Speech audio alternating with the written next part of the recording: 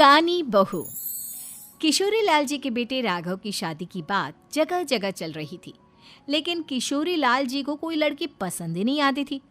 और उसकी एक ही वजह थी, किशोरी लाल जी का लालची होना। उनको लड़की वालों से मोटा दहेज चाहिए था और इसी चक्कर में एक दिन वो एक बहुत पैसे वाले के घर अपने बेटे का रिश्ता लेकर पहुंचे। उस आदमी का नाम था ओम प्रकाश। देखिए किशोरी लाल जी, मेरी एक ही बेटी है और मेरी सारी संपत्ति जायदाद सब कुछ मेरी बेटी नैना का ही है। पापा, नाम से लगता है बहुत खूबसूरत होगी। कितना अच्छा नाम है ना, नैना। ओ, वैसे बात तो सही है आपकी। अब इतना पैसा है, जमीन जायदाद है, इकलौती बेटी, आप भी क्या करेंगे? सब कुछ उसे ही देंगे ना। बिल्कुल ठीक पहचाना आपने। बस बेटी की शादी और सारी जायदाद उसके नाम। पापा, बिना देखे हाँ कर दीजिए ना। इतना अच्छा रिश्ता फिर कहाँ मिलेगा? माला माल हो जाएंगे हम। मैं अपनी बेटी को बुलाता हूँ। अरे नहीं नहीं नहीं नहीं, आपकी बेटी का नाम नैना है, सुनकर ही लगता है बहुत सुंदर होगी। रहने दीजिए अंकल, मैं तो आपकी बेटी के नाम से ही इतना खुश हो गया हूँ कि उसे बिना देखे शादी करने को तैयार हूँ। अब तो मैं उसका चेहरा सीधे शादी के बाद ही देखूंगा। और इस तरह राघव नैना का चेहरा नहीं देखता और उससे शादी कर लेता है। शादी के बाद अपनी सुहाग रात पर जब राघव नैना का घूंघट उठाकर देखता है तो नैना की आंखें बंद थी। कितने खूबसूरत हो तुम नैना, जरा अपनी आंखें खोलकर मेरी तरफ देखो तो सही। नहीं, मुझे शर्म आती है। अरे, मैंने तुम्हें शादी से पहले भी नहीं देखा, और अब अगर तुम आंखें खोलकर मुझे देखोगी भी नहीं तो मुझे अच्छा कैसे लगेगा? इससे पहले कि नैना अपनी आंखें खोलकर राघव की तरफ देखती, अचानक से लाइट चली गई और राघव नैना को पूरी तरह से देख भी नहीं पाया। अगली सुबह नैना राघव के लिए नाश्ता बनाकर लेकर आई। अरे ये क्या, आधा पराठा सेका हुआ है और आधा बिल्कुल कच्चा। ये तुमने क्या किया नैना? बहू, तुमने क्या आधा पराठा तवे से नीचे लटका कर रखा था, जो आधा सिका है और आधा कच्चा? मुझे जितना दिखेगा उतना ही तो सीखूंगी ना पापा जी। जहाँ जहाँ मुझे नजर आ रहा था वहाँ मैंने सीख लिया, जहाँ जहाँ नहीं दिखा वहाँ कच्चा रह गया होगा। इसका क्या मतलब है? ये कैसा मजाक कर रही है तुम? अरे बहू, तुमने इतना लंबा घूंघट क्यों लगाया हुआ है? देखो, हमारे घर में बहुओं को बेटी की तरह रखा जाता है, और फिर तुम तो इतना सारा माल लेकर आई हो। देखो, ये घूंघट डालकर रखने की कोई ज़रूरत नहीं है। हाँ नैना, पापा जी ठीक कह रहे हैं, तुम तो आराम से रहो, अपना ही घर समझो। नैना अचानक से अपना घूंघट उठा लेती है। अरे ये क्या पापा, नैना की तो एक आंख फूटी हुई है। नाम से नैना, लेकिन ये तो कानी बहू निकली। मेरे साथ धोखा हुआ है, धोखा। बिना दिखाए अपनी कानी लड़की मेरे संग ब्याह दी। मुझे कानी बीवी नहीं चाहिए। मुझे अभी ओम प्रकाश जी से बात करनी पड़ेगी। आखिर उन्होंने मेरे साथ ऐसा किया क्यों? अरे, आप लोगों ने ही तो पापा से कहा था कि आप लोग शादी से पहले मुझे देखना नहीं चाहते। अब मेरे पापा पर क्यों इल्जाम लगा रहे हैं? अरे लेकिन उन्हें बताना तो चाहिए था ना कि तुम कानी हो, एक आंख से तुम्हें दिखाई नहीं देता। किशोरी लाल और राघव नाराज होकर ओम प्रकाश को अपने घर बुलाते हैं। पापा जी, ये आपने क्या किया? शादी से पहले बताया क्यों नहीं कि नैना की आंखों में परेशानी है?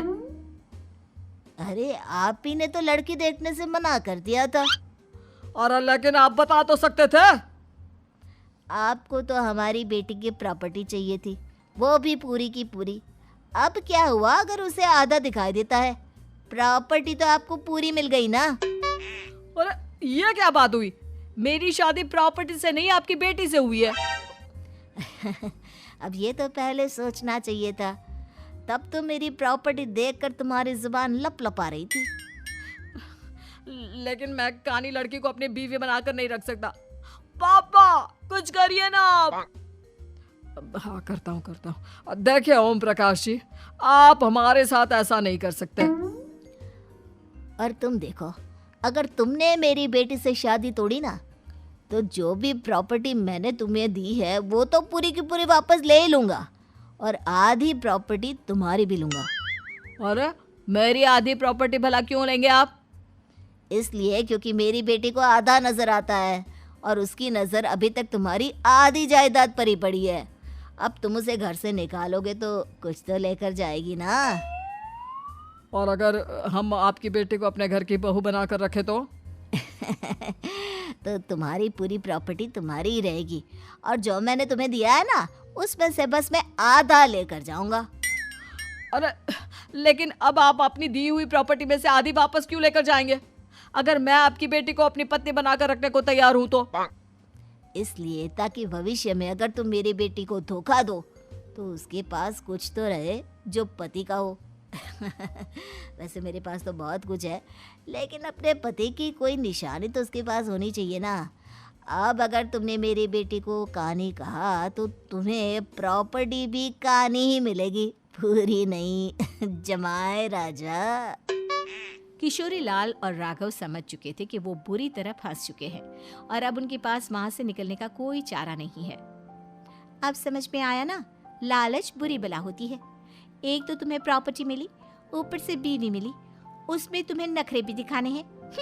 आए बड़े, चुपचाप बैठो दोनों। कुछ दिनों के बाद नैना राघव की कार लेकर बाजार घूमने निकलती है और जब कार लेकर वापस आती है, ये क्या? एक तरफ से मेरी गाड़ी पूरी खराब हो चुकी है। लगता है तुमने मेरी गाड़ी को किसी दूसरी गाड़ी के साथ एक्सीडेंट किया है। अरे अरे कितना बड़ा नुकसान कर दिया तुमने बहू। वो क्या है ना पापा जी, मुझे एक आंख से दिखाई नहीं दे रहा था, सामने से गाड़ी आ रही थी। मुझे तो सिर्फ आधा ही दिखाई दिया और वो गाड़ी मेरी कार से रगड़ते हुए निकल गई।